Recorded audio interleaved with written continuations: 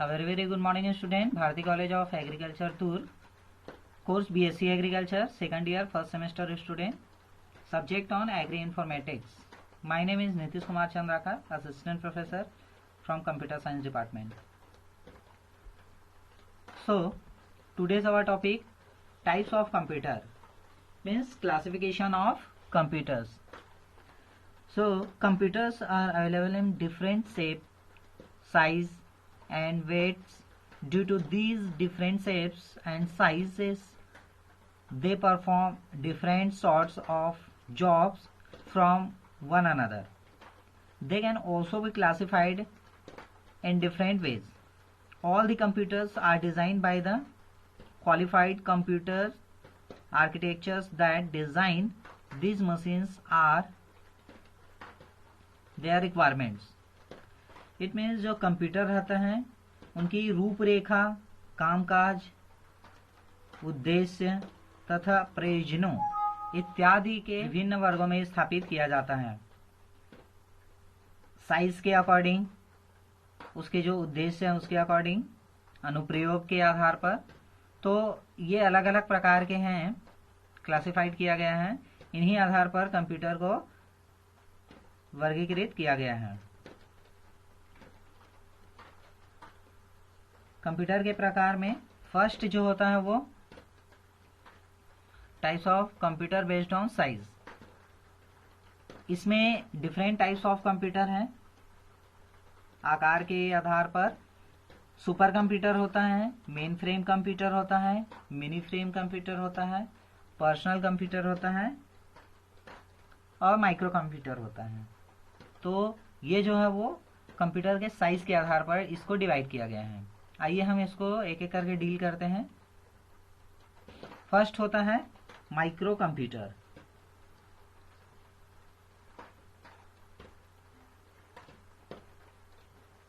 Micro computer जो होता है वर्ष 1970 में तकनीकी क्षेत्र में इंटेल द्वारा माइक्रो प्रोसेसर का आविष्कार हुआ।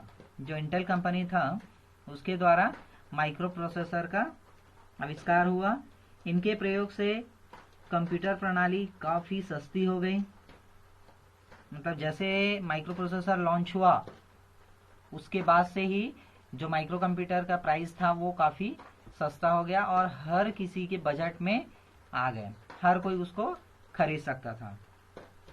ये कंप्यूटर इतने छोटे होते थे कि इन्हें डेस्क पर सरलतापूर्वक रखा जा सकता था। मतलब ये जो आप देख रहे हैं स्क्रीन पर, ये माइक्रो कंप्यूटर है, ये इतना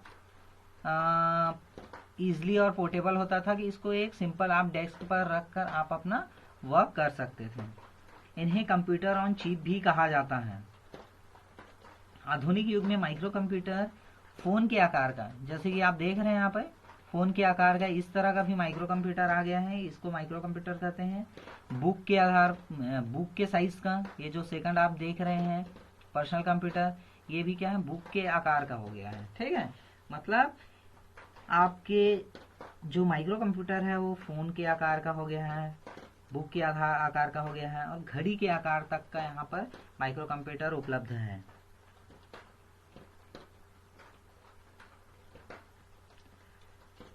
तो माइक्रो कंप्यूटर जो है इसके कई प्रकार होते हैं। पहला जो है वो डेस्कटॉप कंप्यूटर। आप जो घर में हम जनरली जो यूज करते हैं वो क्या होता है, डेस्कटॉप कंप्यूटर। यह जो होता है पर्सनल कंप्यूटर का सबसे ज्यादा उपयोग होने वाला रूप है। पर्सनल कंप्यूटर के रूप में सबसे ज्यादा डेस्कटॉप कंप्यूटर का ही यूज करते हैं। नेक्स्ट होता है लैपटॉप, सेकंड नंबर पे। लैपटॉप हर किसी के पास होता है, मोस्टली हर कोई जो है लैपटॉप प्रिफर करते हैं क्योंकि उसको पोर्टेबल करना इजीली होता है और डेस्कटॉप को अगर एक जगह रख दे तो वो फिक्स हो जाता है, वहीं पे रख के आप यूज करोगे, आप इधर उधर नहीं ले जा सकते। ठीक है, तो लैपटॉप जो होता है कभी कभी नोटबुक भी कहा जाता है लैपटॉप को। अगला होता है पाम टॉप। यह लैपटॉप से भी हल्का और छोटा होता है। जो पाम टॉप होता है वो लैपटॉप से भी क्या होता है, हल्का और छोटा होता है। नेक्स्ट होता है टैबलेट पर्सनल कंप्यूटर। जो पर्सनल कंप्यूटर इस तरह का देख रहे हैं आप, ये पर्सनल कंप्यूटर, तो इसमें क्या होता है, a personal computer is any general purpose computer whose size, capabilities and original sales price make it useful for individuals and which is intended to be operated directly by an end user with no inventing computer operator. Means जो tablet और laptop जो होता है एक तरह से समान होता है, बट टैबलेट जो होता है पर्सनल कंप्यूटर, नोटबुक कंप्यूटर से ज़्यादा सुविधाजनक होता है। नेक्स्ट होता है पीडीए। पीडीए का मतलब होता है पर्सनल डिजिटल असिस्टेंट। ये जो देख रहे हैं ये वाला पीडीए है। पीडीए या डिजिटल डायरी भी एक पोर्टेबल कंप्यूटर ही होता है, लेकिन यह सभी काम नहीं कर सकता। ठीक है, जैसे आप जनरली अगर बोलेंगे कि हर काम कर लेगा, तो इस तरह से आप ये नहीं कर सकता, ये कुछ स्पेशल वर्क ही करता है पीडीए। नेक्स्ट और mini computer. So what is mini computer? This computer is next in the line but less than mainframe in work and performance. These are the computers which are mostly preferred by the small type of business, personal, colleges, etc. It means मध्यम आकार के ये जो computer होते हैं इनकी कार्य क्षमता और कीमत दोनों ही माइक्रो कंप्यूटर की तुलना में अधिक होता है, जिसके कारण यह पर्सनल प्रयोग में ज़्यादातर नहीं लाए जाते हैं। इस प्रकार के जो कंप्यूटर रहते हैं वो एक या एक से अधिक व्यक्ति एक ही समय में एक से अधिक कार्य कर सकते हैं। जो मिनी कंप्यूटर रहता है उसमें एक या एक से अधिक व्यक्ति जो है एक ही समय में एक से अधिक कार्य कर सकते हैं।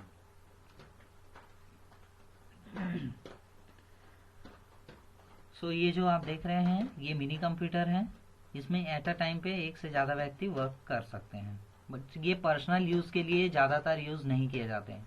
माइक्रो कंप्यूटर होता है जो पर्सनल यूज़ के लिए यूज़ किए जाते हैं। नेक्स्ट होता है मेन फ्रेम कंप्यूटर।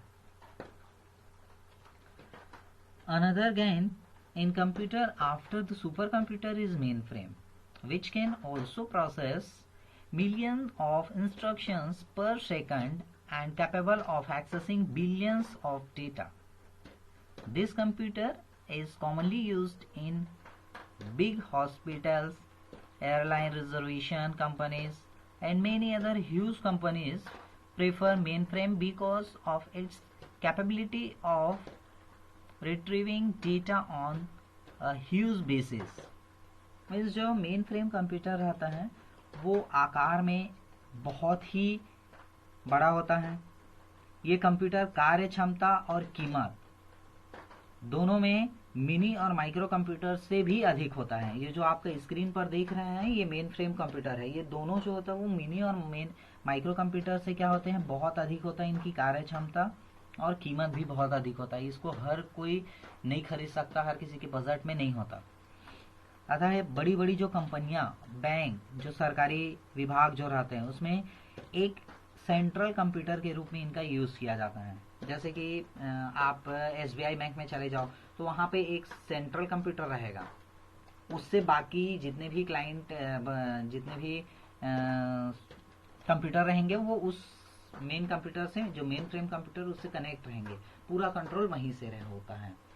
तो ये जो होता है ज़्यादातर बड़ी बड़ी कंपनियां हो गए, मल्टीनेशनल कंपनी और बैंक होंगे, सरकारी बैंक, इन लोग ज़्यादातर इस कंप्यूटर का यूज़ करते हैं। मेन फ्रेम कंप्यूटर को एक्सेस करने के लिए प्रायः यूज़र नोट का इस्तेमाल करते हैं। सो ये होता है आपका main frame computer. Next one is a super computer. ये जो आप देख रहे हैं this is a super computer. Super computer सर्वाधिक गति, उसकी स्टोरेज कैपेसिटी और हाई रिजोल्यूशन वाले होते हैं। इनका आकार एक सामान्य कमरे के बराबर होता है। मतलब ये जो देख रहे हैं सुपर कंप्यूटर पूरा एक कमरे के आकार का होता है सुपर कंप्यूटर। विश्व का प्रथम सुपर कंप्यूटर क्रे रिसर्च कंपनी, ये जो क्रे रिसर्च कंपनी है इस तरह का, ये जो देख रहे हैं आपका, इसके द्वारा 1976 में विकसित किया गया था। भारत के पास एक सुपर कंप्यूटर है जिसका नाम परम है। ये जो देख रहे हैं यही परम है और ये भारत का पहला सुपर कंप्यूटर है, first super computer. BHU IIT BHU ने इसको डेवलप किया था। सॉरी, सीडेक जो है, central for development of advance computing, इन्होंने डेवलप किया था। कहाँ पर डेवलप किया था? IIT BHU में। सो ये जो है आपका परम सुपर कंप्यूटर, ये आपकी स्क्रीन पर है। तो यही है आपका सुपर कंप्यूटर। नेक्स्ट होता है कंप्यूटर बेस्ड ऑन पर्पस। ठीक है, अब सामान्य उद्देश्य के आधार पर भी कंप्यूटर को डिवाइड किया गया है, जिसमें दो टाइप के जो है वो ज़्यादातर यूज होते हैं। एक होता है आपका जनरल पर्पस कंप्यूटर, सेकंड होता है स्पेशल पर्पस कंप्यूटर। नाम से ही समझ में आ रहा है, जनरल पर्पस कंप्यूटर मतलब सामान्य उद्देश्य के लिए यूज होगा, और स्पेशल पर्पस मतलब किसी विशिष्ट उद्देश्य के लिए कंप्यूटर जो है यूज होता है। तो यहाँ पर फर्स्ट होता है जनरल पर्पस कंप्यूटर।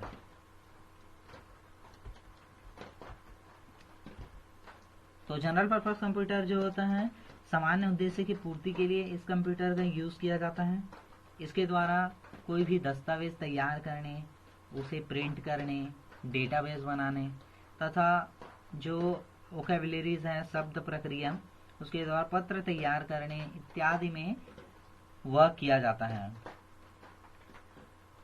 नेक्स्ट जो होता है वो स्पेशल पर्पस कंप्यूटर। ये जो देख रहे हैं स्पेशल पर्पस मतलब किसी स्पेसिफिक कार्य को पूरा करने के लिए किया जाएगा।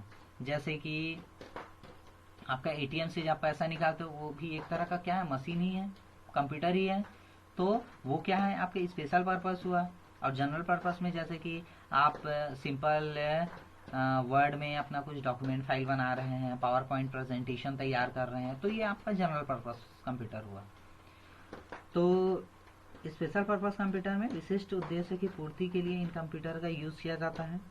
इनका उपयोग अंतरिक्ष विज्ञान हो गया, मौसम विज्ञान हो गया, उपग्रह संचालन, यातायात को कंट्रोल करने के लिए, एग्रीकल्चर साइंस, ठीक है, कृषि विज्ञान में, इंजीनियरिंग हो गया, फिजिक्स केमिस्ट्री में शोध के लिए, उपग्रहों के संचालन के लिए, जो सैटेलाइट को कंट्रोल किया जाता है ना जिस कंप्यूटर से, तो ऐसे स्पेसिफिक पर्पस के लिए स्पेशल कंप्यूटर का यूज किया जाता है। नेक्स्ट, अनुप्रयोग के आधार पर कंप्यूटर बेस्ड ऑन एप्लीकेशन। अनुप्रयोग के आधार पर भी कंप्यूटर को 3 भागों में क्लासिफाइड किया गया है। First analogue computer, second digital computer, third hybrid computer. तो ये तीनों कंप्यूटर को हम एक एक करके डील करते हैं। फर्स्ट होता है एनालॉग कंप्यूटर। एनालॉग कंप्यूटर जो होता है किसी भी भौतिक मात्राओं जैसे कि दाब हो गए, प्रेशर, टेम्परेचर, लेंथ या मरकरी इत्यादि को मापकर उसके परिणाम को, जो रिजल्ट होता है, उसको नंबर्स के फॉर्म में प्रयुक्त करना, ठीक है, डिजिटल कंप्यूटर एनालॉग कंप्यूटर कहलाता है। ये सभी चीज को दाब, तापमान, लंबाई, पारे इत्यादि को मापकर परिणाम को अंकों में प्रस्तुत करने की जो प्रक्रिया होती है वो एनालॉग कंप्यूटर के द्वारा किया जाता है। तो ये जो देख रहे हैं ये आपका एनालॉग कंप्यूटर है। इसमें ये सभी ताप, दाब, लंबाई, पारे इत्यादि को मापकर उसको, उसके जो रिजल्ट है उसको नंबर के फॉर्म में डिस्प्ले किया जाता है। नेक्स्ट वन इज जो एनालॉग कंप्यूटर है उसके एग्जांपल आपका स्पीडोमीटर हो गए, स्पीड मापने के लिए यूज होता है। आप मोटर बाइक चलाते हैं, स्कूटी चलाते हैं, तो उसमें क्या होता है, जो आपका मीटर रहता है दैट इज कॉल्ड स्पीडोमीटर, ठीक है। तो वो क्या करता है, आपका स्पीड को मापता है नंबर के फॉर्म में। भूकंप सूचक होता है, अर्थक्वेक जैसे आ गया तो उसको भी क्या होते हैं, एक नंबर में मापते हैं, ठीक है। तो ये एनालॉग कंप्यूटर के एग्जांपल है।